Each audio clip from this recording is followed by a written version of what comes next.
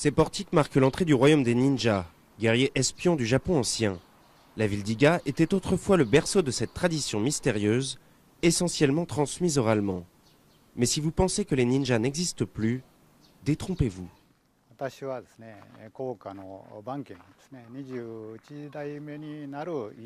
Je pratique l'art des ninjas depuis l'âge de 6 ans.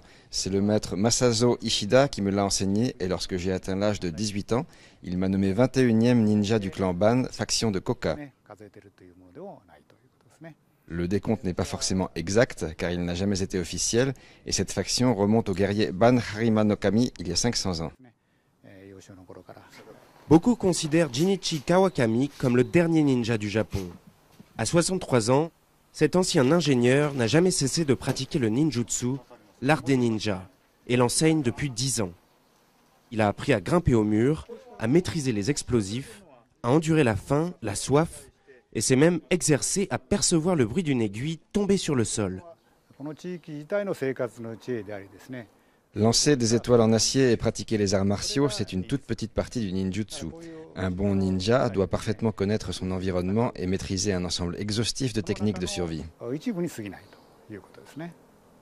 Dans ce musée qui lui appartient, Jinichi Kawakami a rassemblé la panoplie complète du parfait guerrier de l'ombre. Il mène en parallèle des activités de recherche à l'université de Mie sur l'histoire des ninjas, volontairement tenues secrètes pendant des siècles et aujourd'hui encore entourées de mystères.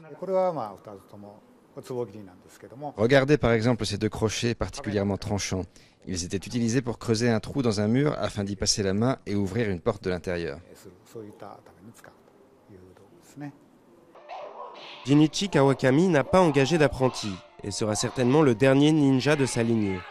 Mais à Iga, la tradition n'est pas prête de s'éteindre. Un groupe d'initiés pratique toujours cette discipline pour le bonheur des touristes amateurs de sensations fortes.